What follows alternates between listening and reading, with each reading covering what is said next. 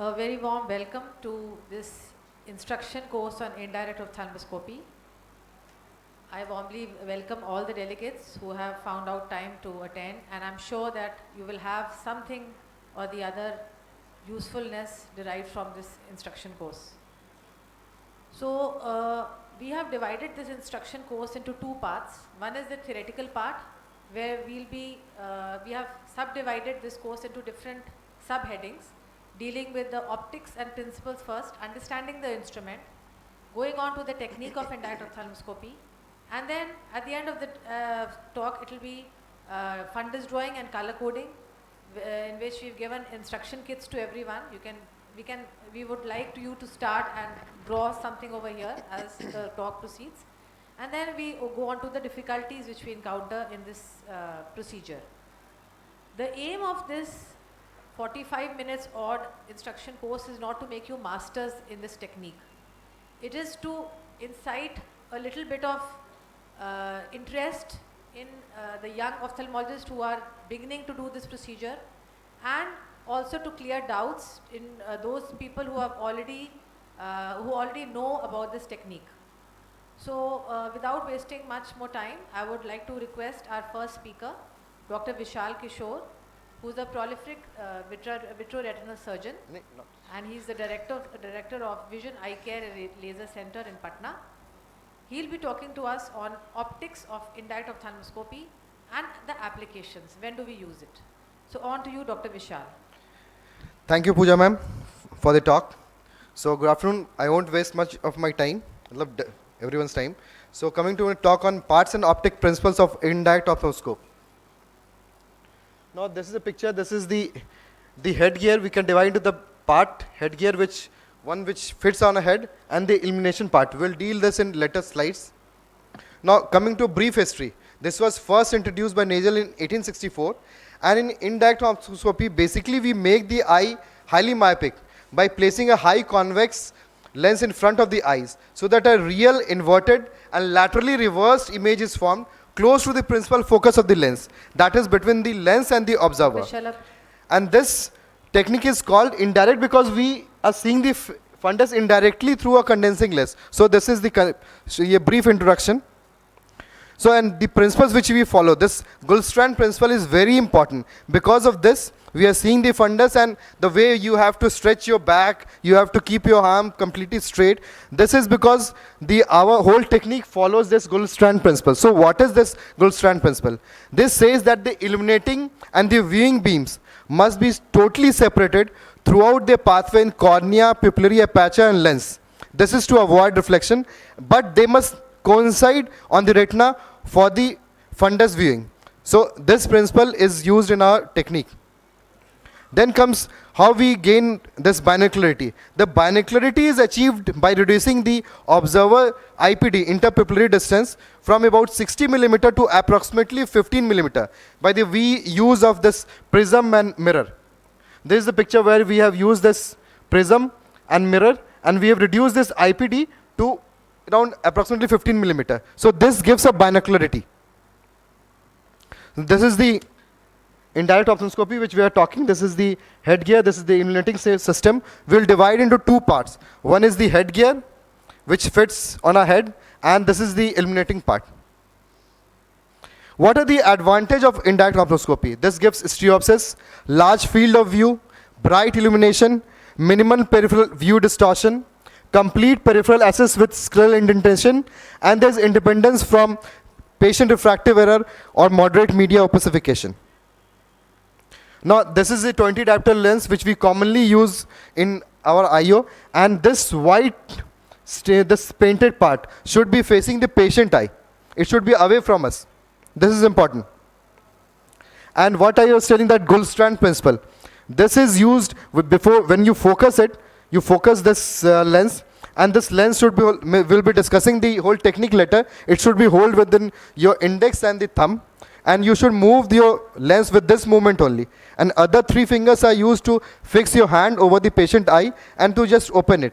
These two fingers are used for the movement of the lens. This is important. And after this, you have to backstretch so that your illuminating beam doesn't coincide in these pupillary aperture when they crosses cornea, lens, and they coincide directly on this retina. So for that you have to properly focus, you have to stretch your hand, you have to bend backward. This is important to follow Goldstrand principle. Now various lenses are used, 14 diopter, 20 diopter, 30 diopter.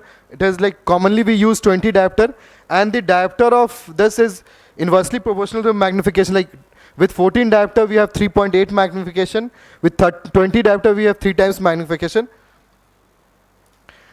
Now coming to the parts. This is in the headgear, this is the illuminating part. It has one part which controls the different size of the illuminating beam. In case of mid-dilated pupil, we can have either this one or this one. In undilated pupil, we have this option. And in fully dilated, we can go for this. Then once you fix the headgear, this is the knob which moves this illuminating part back and forth, by front and back, and you can fix at your convenient distance. This is the knob. Then just to set your IPD, you have this sliding knob here. With this, you can adjust your IPD. These two sliding knobs just below this illumination part. And when you start using this, first you have to focus this either on a finger or on a blank wall, so that you can see that your IPD is proper. You are getting in both the eyes, you are seeing it properly, and the beam, the circular beam is there. And if the beam is not proper, you have this knob which you can move up and down just to set your beam direction as per your desire. And now again, on the other side, you have knob which controls the different color of the beam. It could be yellow, which we commonly use. This is the knob to switch on and switch off. This knob. If it is wireless, you have this battery charger which is attached. And this is the knob which I was talking. This is, you can have other filter. With this you can switch on the filter. This I had talked earlier. These are the different beams. So what is the indication? Thorough examination of routine thorough ocular examination, visual symptoms of flashes, floaters. If the patient have any peripheral vision loss, history of blunt trauma is there, then we do IO to rule out any dialysis or any break or any lesion which needs treatment. Or in case of previous retinal diseases, diabetic, significant vascular diseases, metastatic carcinoma.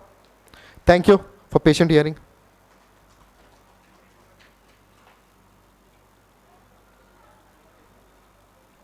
Thank you, Dr. Vishal. So now we'll be going on to the technique of doing indirect ophthalmoscopy. So I'll just take over this.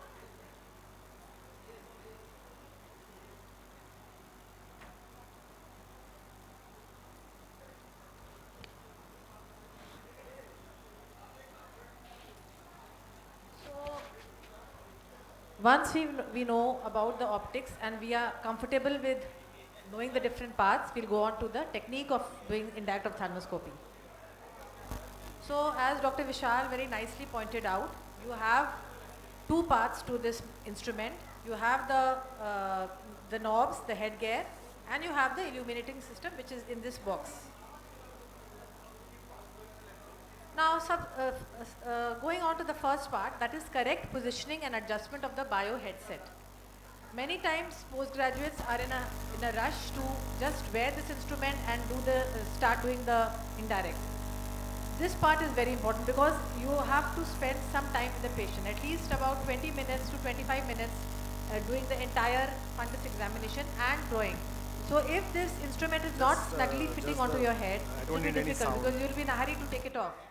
So these two knobs should be nicely, snugly fitted from the top and the back, but not too tight, so it is not uncomfortable for you. So this is how you do it. Now the rheostat, this is very important. The intensity should not be too bright, because if it is too bright, there will be immediate blinking, patient will be uncomfortable, you will be uncomfortable. So it should always be to the medium, okay? Enough so that you can see all the structures, but not enough to dazzle the patient. So this is the rheostat on the side, which you can increase or decrease the light. So this is what it is. Here it is on this top knob over here. Now the lever can be moved to converge the illumination and the viewing beam so that a stereopsis can be achieved in small pupils, that is 2 mm pupils. Okay, so there is a lever over here. Now comes the adjustment knob. Adjustment knob is very important because you have to adjust the height and the angulation of the optics. This is the adjustment knob in which you adjust the height and the angulation. Okay.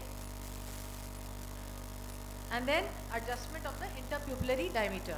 Just like you do surgical cases on the operating microscope in the OR, just like when you wear this instrument, you have these 2 knobs over here in which you adjust the interpupillary diameter.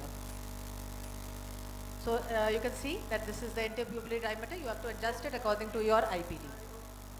Now the filters are very important. It also comes as, sometimes it comes as short notes in your exam. What are the different filters that you use?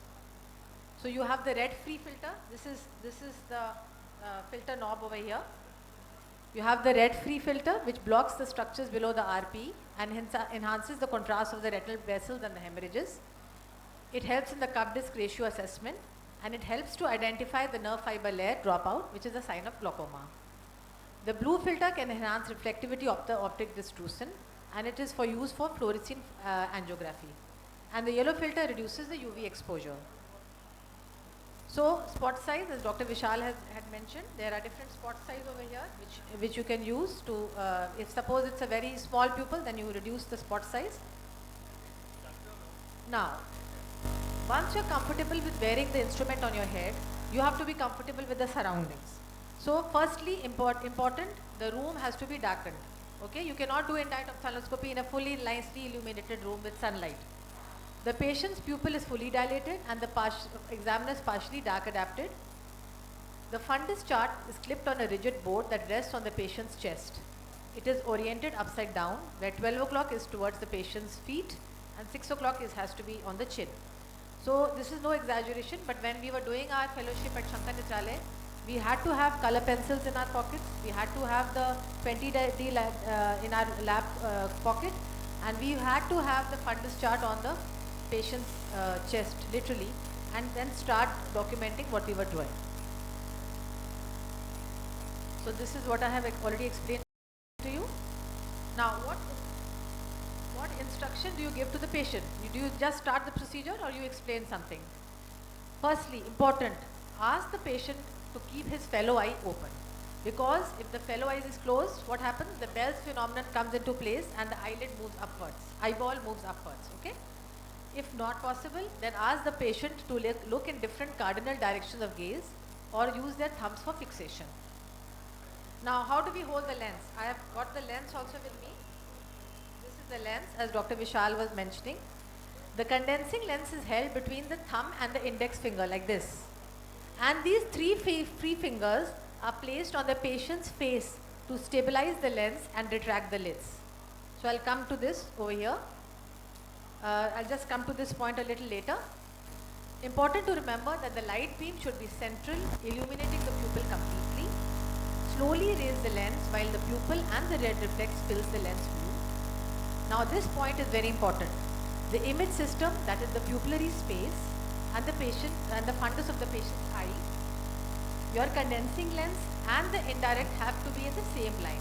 I have explained to you with a picture that I have of this.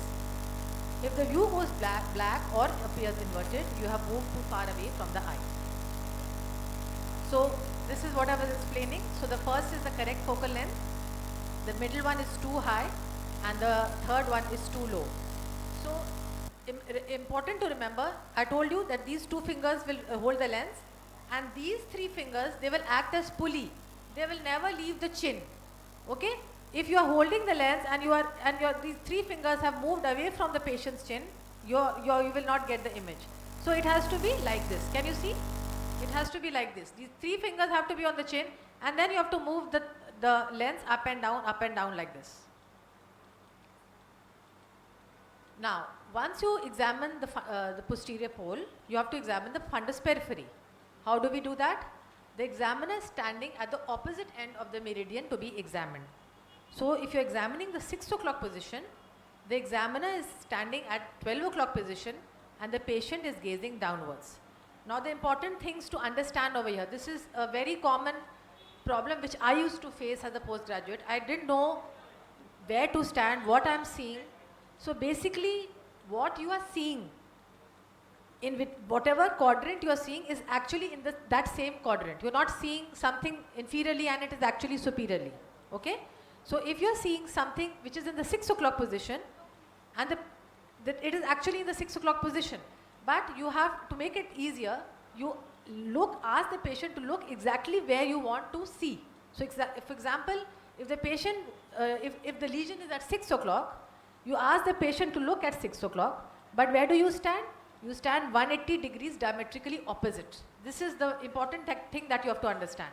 A nasal, a temporal HST in my right eye, the patient, the doctor will be standing opposite over here. And the patient will be looking to the right, temporally. Okay, in exactly that same quadrant where the lesion is. Okay, do you understand? So the patient will be looking in exactly the same area, but the doctor will be standing 180 degree opposite. So this is examination of the posterior pole, including the disc and the macula, as you can see, and these three fingers are on the patient's face over here. The thumb and the index finger, if it is the dominant hand, the thumb will be retracting the upper lid and the other fingers will be retracting the lower lid. Okay? Now, see this, examination of the inferior retinal periphery. The patient is looking down and I am standing 180, almost 180 degree opposite, and you have to tilt your lens a little bit. You have to tilt it a little bit. Okay? So you have to, it should be actually in a tangential line. Then only these three things will be in the same line. The lens, the illumination and the pupil of the patient's eye. Now see, this is, what is this? This is superior retinal periphery. And I am standing 180 degree opposite and I have to tilt my body like a Bharatnatyam dancer. And the table of the patient, there should be some space for you to move around, all around. It should not be fixed on the wall. This is also an important point. You should be able to actually move around the patient's face to the other side. Now, technique of scleral indentation, what is it? It allows clear view of the structures in the retinal periphery, that is the ora serrata, posterior border of the ciliary processes. It permits kinetic evaluation, allowing a stereoscopic view. Now, technique of scleral indentation, just 2 slides on this. Postgraduates ask me, ma'am, I think it's a very painful procedure. No, if done properly, it is absolutely painless. Okay? How do you do it? The thimble is placed in the index finger. The blunt tip of the depressor is placed on the skin of the eyelid over the area of sclera to be indented. Now examination of if you are examining the upper fundus periphery, close the eyelid. The depressor tip is applied to the upper lid at the upper edge of the tarsus, and when the patient opens the lid and looks up, the tip of the depressor slides easily under the orbital margin. And always remember, the depressor should be used tangential to the globe. So, I'm sure you've not understood much of what was there in that busy slide. I'm explaining to you with this diagram over here, with this photograph. Now here I want to examine the inferior, I want to indent the inferior retina and see the up to the ora, okay? So where do I ask the patient to look? 180 degree opposite. I'm asking the patient to look superiorly. And then the indenter is placed at the inferior edge of the tarsus, okay? Now, slowly ask the patient to look down. As the patient looks down, the indenter will slide like smooth, like cream below the tarsus, and you can easily see the structures, okay? So ask the patient to look opposite. Put the edge of the depressor, and then when the patient looks down, automatically the depressor will go back. So in a nutshell, indirect ophthalmoscopy provides a stereoscopic view with a considerable depth of focus. A 20 diopter lens provides 37 to 40 degree field of view with 3x magnification, so it is commonly used. A condensing lens, this is a very important point. The higher the power of the lens, the lesser is the magnification and bigger is the field of view. So when we are doing ROP, we are examining with 80 diopter lenses because we want a higher degree field of view. Okay? And this is a slide which all postgraduates must be having in their Kansky and other books. So this is, differences between direct and indirect. So this all of you must know. So properly done indirect saves the patient's eye, saves your practice, and you can sleep well. So I'll just, in one or two slides, I'll go on to the difficulties which we encounter. Excuse me. Hello. Till then, if you have any problem, any points, co-instructors are sitting here, you can ask any points up till this procedure. Anyone having any difficulties in doing IO, because that is very basic. Any queries, anything? Yeah.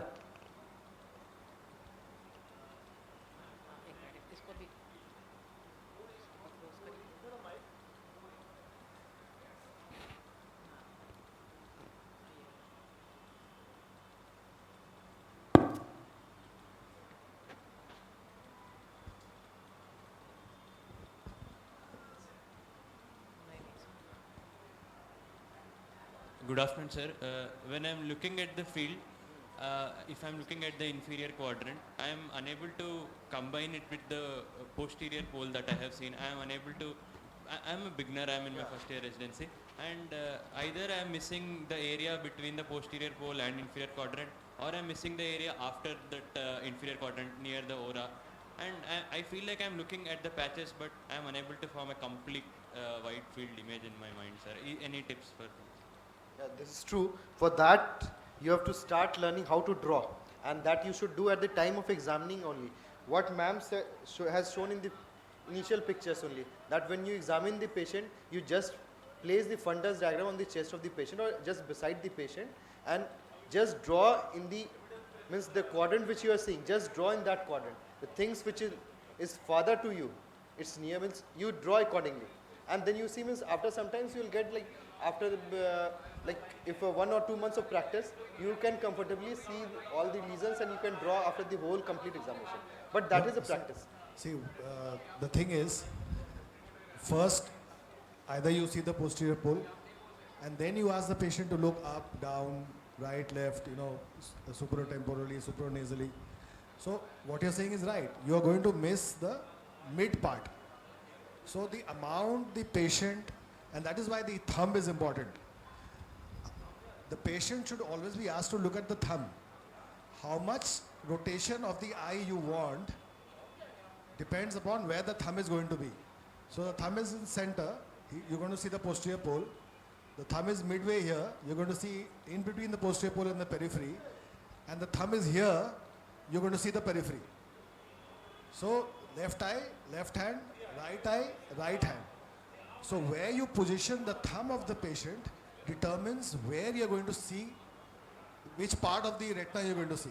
Okay? So that is the difficulty that I think that you're having. So the positioning of the thumb is important. And as he said, Dr. Vishal said, when you start drawing, what you see, you draw. We have been spoiled by the wide field pictures that we want to see everything in one go. No, we can't see. Physically, it's not possible for us to see everything in one go.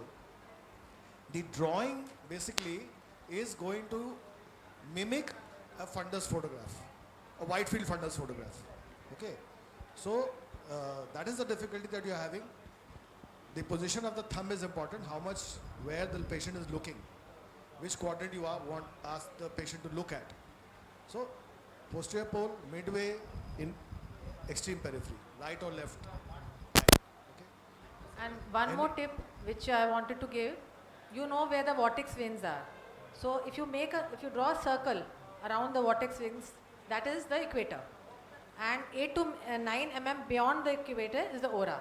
You can see it as a pigmented line. So that also you have an anatomical landmarks. Apart from this, the next presentation, Dr. Salab sir will be explaining the diagrams and how you have to draw it. This is the fundus, whenever you're examining the patient, just place beside like this, upside down. And suppose if you are seeing this, suppose if the 7, you're asking the patient to look this side. So this is 7 o'clock. And when you are seeing the patient, you just have to remember what you are seeing near, you have to, since you are drawing it opposite, so it will be far off. Means what you are seeing, you just draw it. And when you just turn it upside, it will like things near to you is actually far off. And since you are drawing in a reverse order, you will see ultimately when you will properly place this diagram, it will be as what is there. So with the practice, you will get the orientation. But what is important, it requires practice. In your PG days, you should select few patients with a clear media.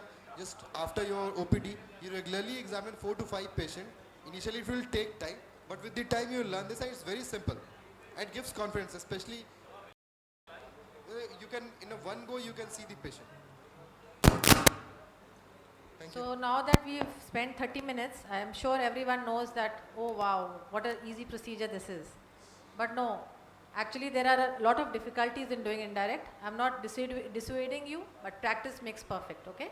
So these are the 4 points: poor doctor, poor patient, poor instrumentation, and some clinical situations.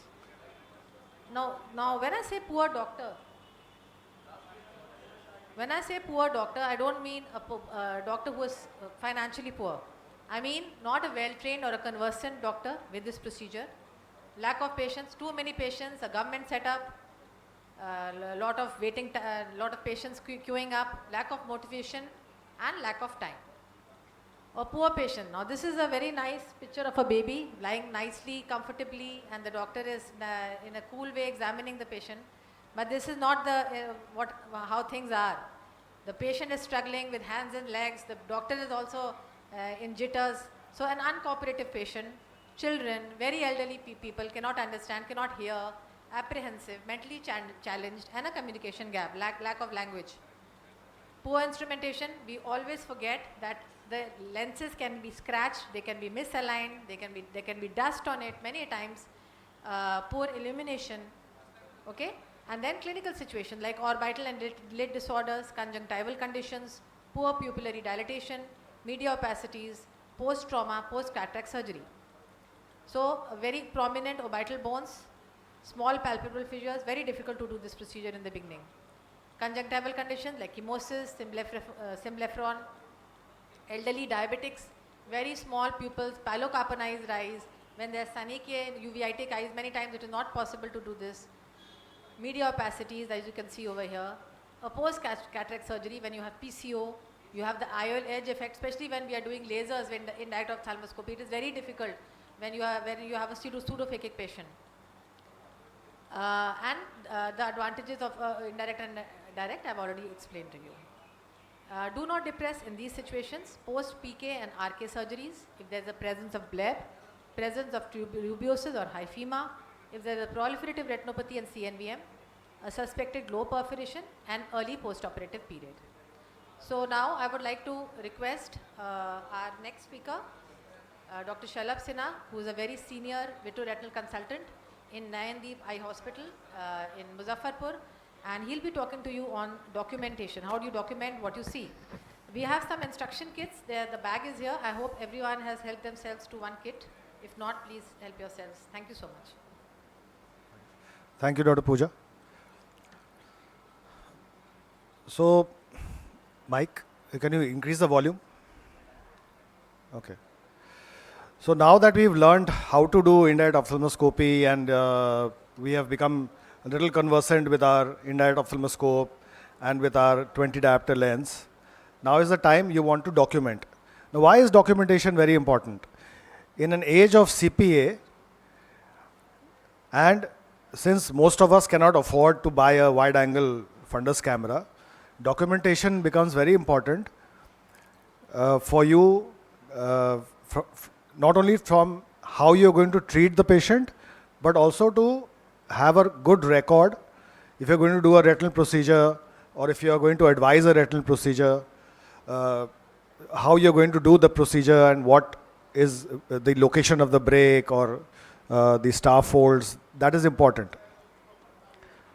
So always remember, image is real and inverted.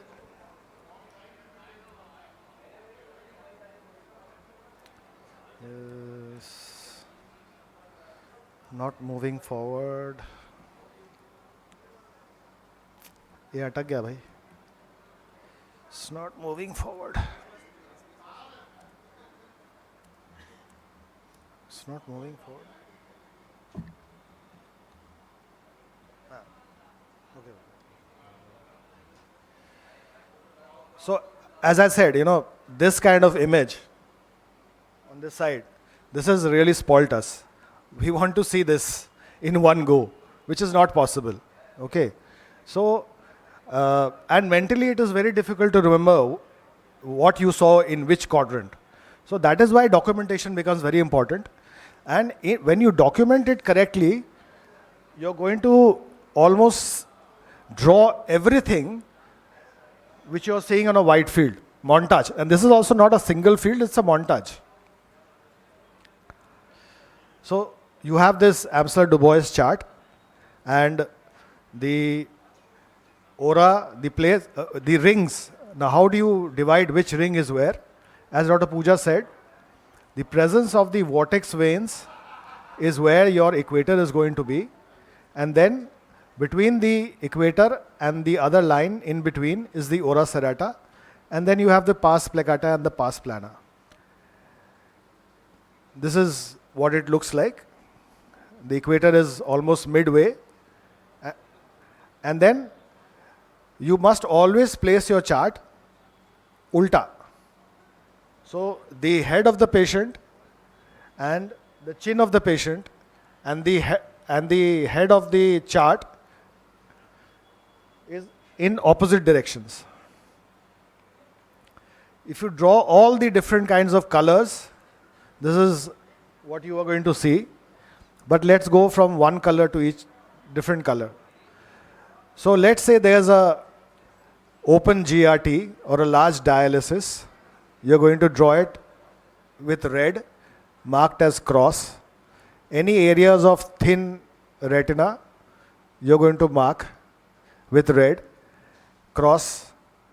This is the open GRT, you can see here, open portions of retinal holes and layer of retinoschisis.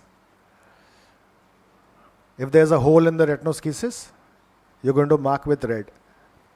If there's a solid, if there's a break, and if there's presence of retinal hemorrhage, you're going to mark it as a solid red. You can see here, this is a hole, this is a horseshoe tear, your vortex veins, your retinal hemorrhages. If there's a vascular tumor, or if there's a pre-retinal hemorrhage, you're going to mark it as a solid red. So you have those various colors with you, which you must always have. Retinal arterioles and neovascularizations, obviously you will mark it as red. And the entire retina, if it is attached, is marked as red. Most commonly we see solid blue is for retinal detachments.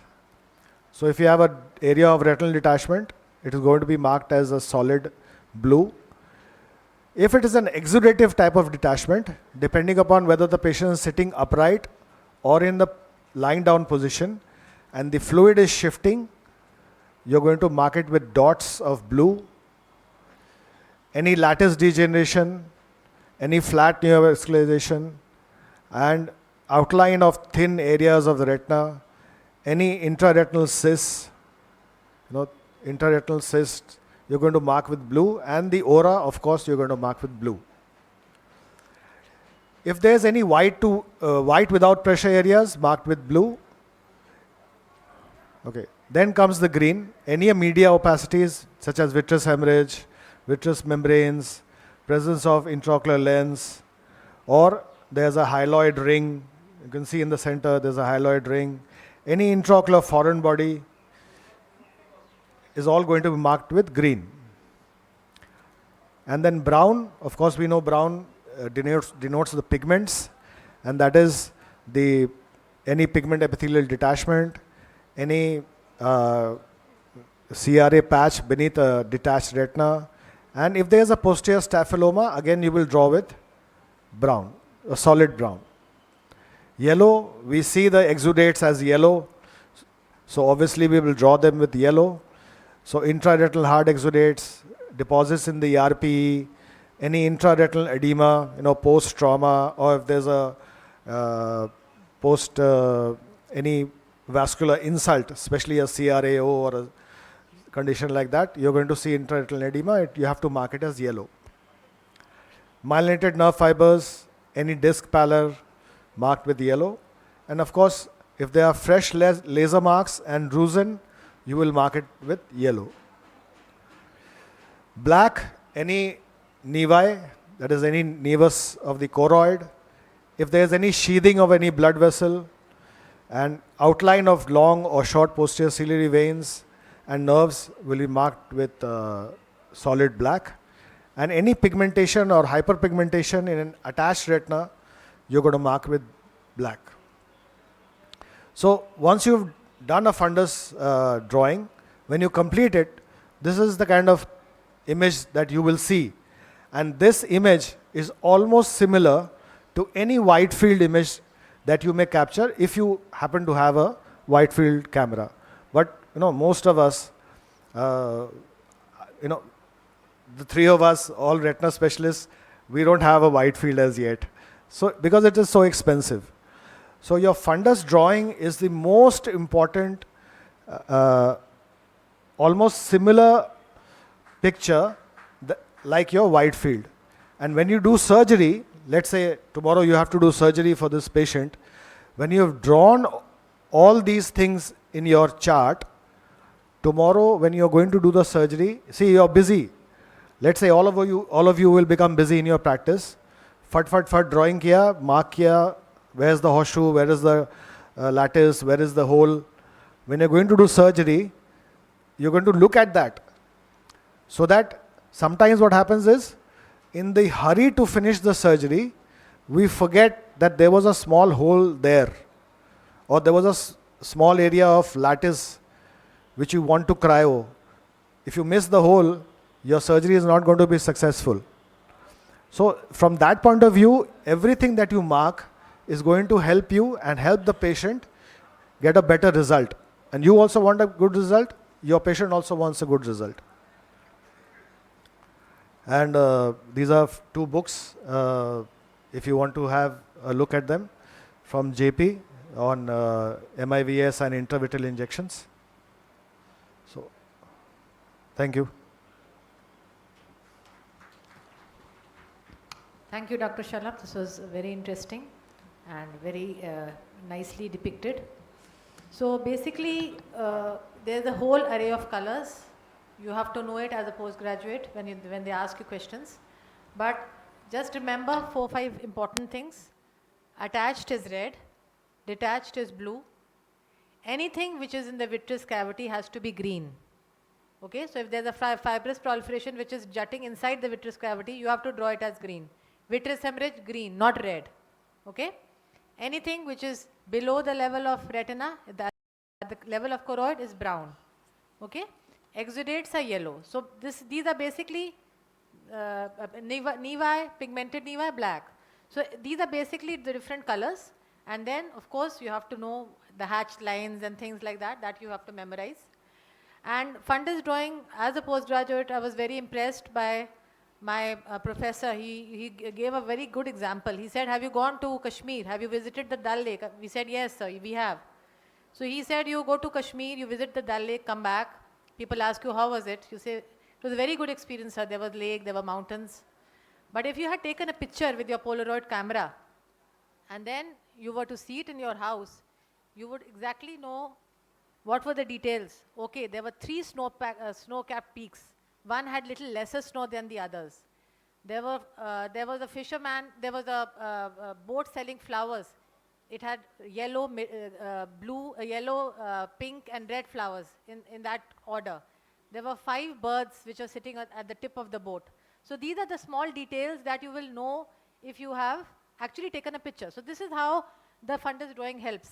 You exactly know the very minute things that you had documented when you were seeing the patient's fundus, which helps many times in surgery, because sometimes you forget if there are 4 or 5 breaks and you are doing a scleral buckle, you may remember 3 breaks, you may not remember the little slit break which was there when you were doing indirect. So this really helps when you are actually putting things into perspective. Okay, so I think this brings us to the end of this theoretical part. Any questions that you may have, this is a very good time to ask us. I have the indirect with me, I have the lens with me. Any mundane questions you have, there may be juniors, there may be seniors. Yes, please. Don't feel shy.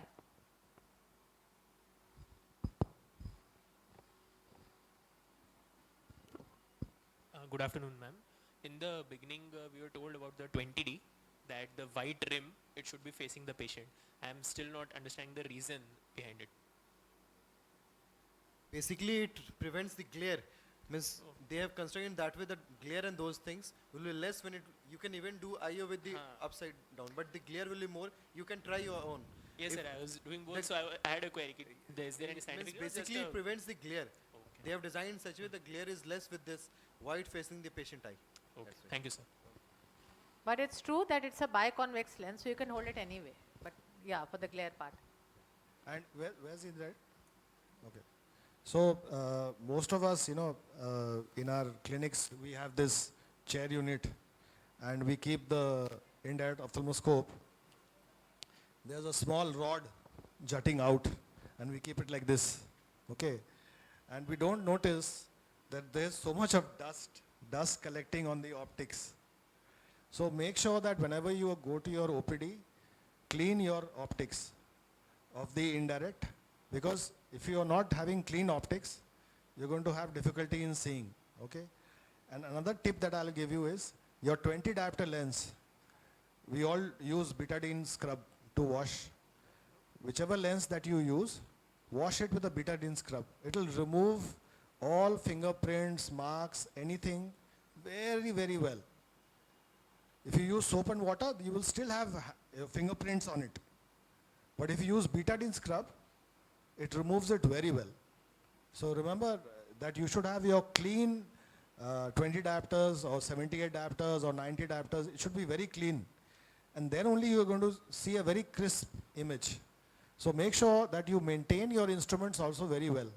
Because if there's dust, it's going to be a hazy view. And as it is, most of us, we get patients with cataract, sudden coming with flashes and floaters. So cataract is one hazy media that you have to go through. And if you have another hazy media in your indirect, you're going to see less. Or in your 20 diopter. So you should always wash it with betadine. It cleans it very well. Another useful tip is for beginners, choose very good cases. By good cases, I mean where you have very good visibility. Like young patients, myopics, you will be able to see the aura very well. Aphakics, okay, people who are conversant with what you are trying to say, not children. And choose to do indirect at the end of your OPD in patients where you have positive findings. For example, if you have an OPD of 30, you choose 2 or 3 patients which you feel have positive findings and go back or call the patient the next day and then spend some time at the end of your OPD and then see, make notes, practice, practice, practice. Indirect is never learnt in a day. There are many things which you may know, you may feel, okay, I know it. But when you actually start to do, you see glare, you see so many things. So practice makes perfect. This is what is my tip. I don't know how many of you are residents who are still in training, but how we learned indirect ophthalmoscopy was whichever cataract patients that we admitted, in the evening we will see those patients, dilate them, and there should be a good dilatation. Don't try to see in a patient with a very advanced cataract or with the pupil is not dilating.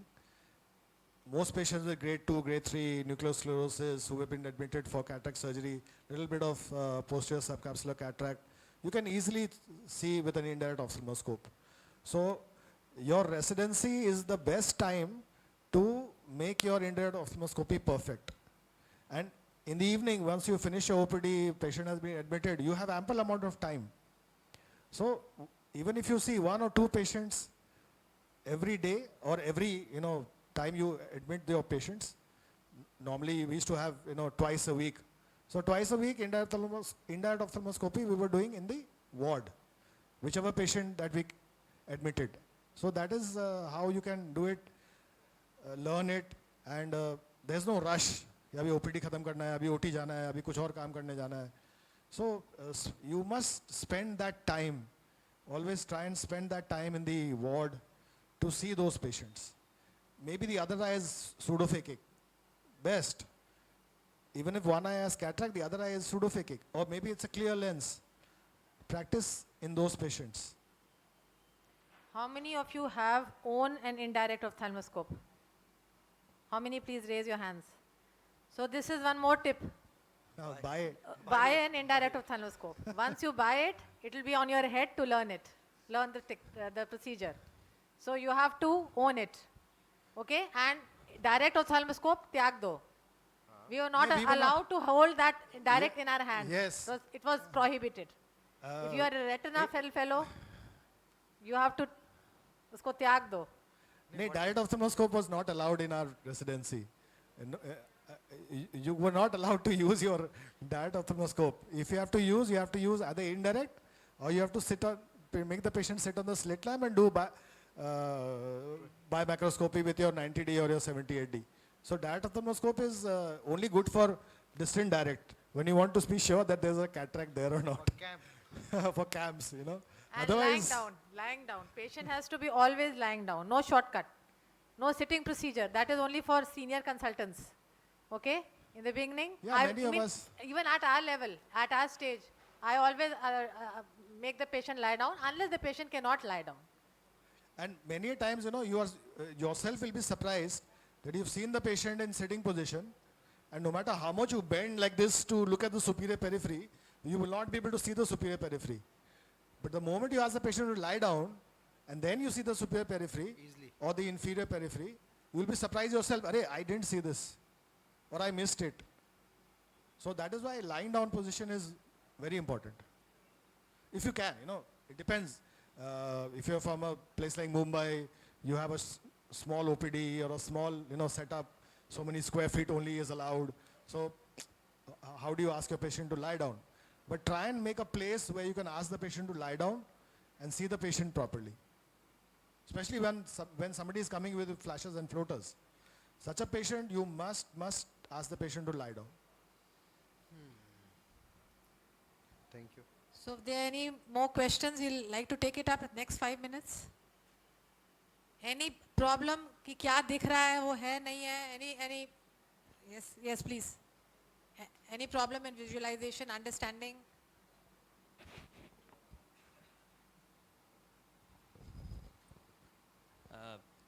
I don't know if I can ask this. This is very silly, but when the patient is unable to open his eyes, I try to help him or her by retracting their eyelids. But as soon as I start helping him or her, they close their other eye, and again Bell's phenomenon happens. But if I don't help, then that fissure, palpebral fissure, is insufficient for me to view. But once I help, then he will start his own efforts to keep them open. Like that, I'll take more time and more light exposure, then I won't be able to complete. I'm facing this daily, sir. One thing you can do, never try to focus directly first time. If your patient is uncooperative, directly focus on the periphery. Don't focus on the posterior pole on the first go. Okay. You ask the patient, look up, down, right, left, wherever you want. You just ask the patient to raise the right or left hand, look in that direction, just focus first on the periphery. Then the patient will be comfortable. Because the moment you focus the light on the posterior pole, the patient is sensitive.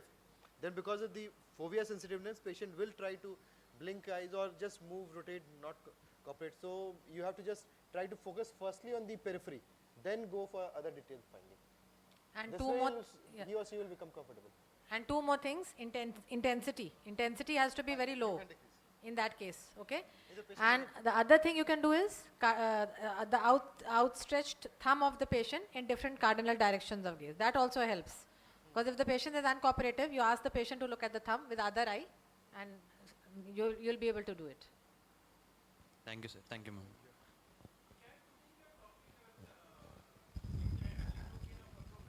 Yes, Yes. if you are planning to do indentation, it helps. No. It helps. Lignocaine helps. I don't even I don't routinely do it, but I have seen that in certain uncooperative patients, for scleral indentation, if I put a drop of proparacaine, it helps. No problem.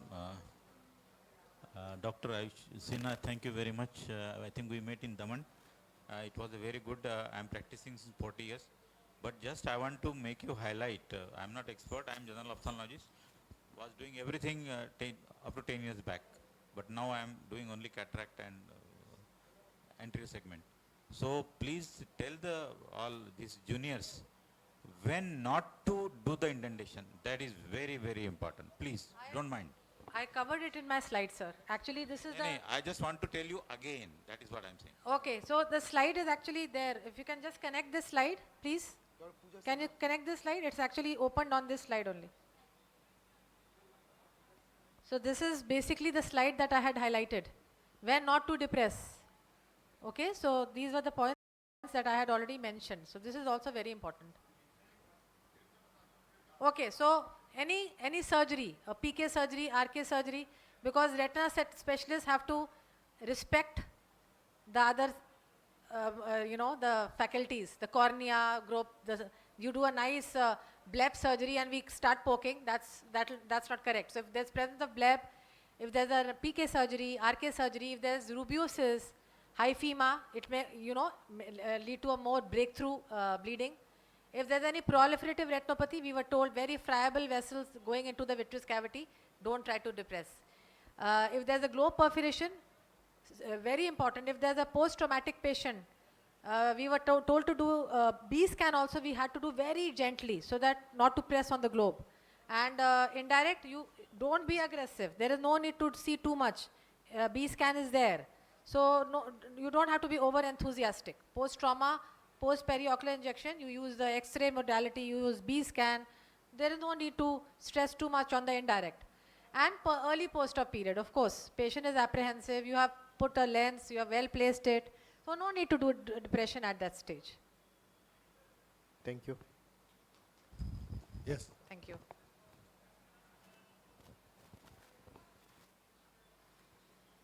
How to depress for ROP screening? How to? Scleral depression for ROP screening. You have a special depressor, even you can use your Johnson bud. No, but there's a special depressor Special depressor. for ROP screening. It's a small depressor with Just a. like wire It's just like a wire vectis. Wire vectis is like a wire vectis. Just like a miniature wire vectis. It's just smaller in size. Okay. So obviously, if you're doing ROP screening, you must be well aware with indirect ophthalmoscopy, because ROP is one extreme spectrum where you don't want to miss anything. And if you don't scleral depress, many times you will miss zone 3 ROP. So most of the time we use a scleral depressor. Of course, you put proparacaine. The child is, when you're screening, the child is not anesthetized or given any sedative. So that scleral depressor has to go in the fornices and then gently press. And if there is, once you have looked at the posterior pole, make sure there is no plus disease, make sure that there is no active NVE, because that also is important. When you depress, look at the disc first. If the disc starts to pulsate, you're pressing too much. And if you're pressing too much, release slowly. If you suddenly release, it will bleed. Suddenly you'll have a vitreous hemorrhage. So ROP patients, you have to be very, very careful how much and how to depress. And that only will come with practice when you have done scleral depression in adults. Okay, so ROP, yes, scleral indentation is very important, but first practice in adult patients how to depress.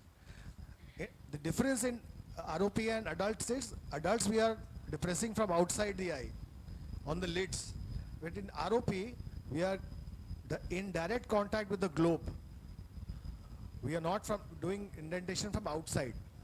Okay, so put proparacaine and directly put the depressor in the fornices, whichever quadrant you want to depress.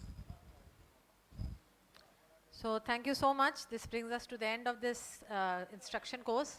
The last day, last show, I was a little apprehensive about the attendance, but we are overwhelmed that you all found time to attend our instruction course, and I hope that we have created an insight into learning this procedure or mastering the techniques that you already know. Thank you so much and have a nice day. Thank you very much. Thank you. And have a good trip back home.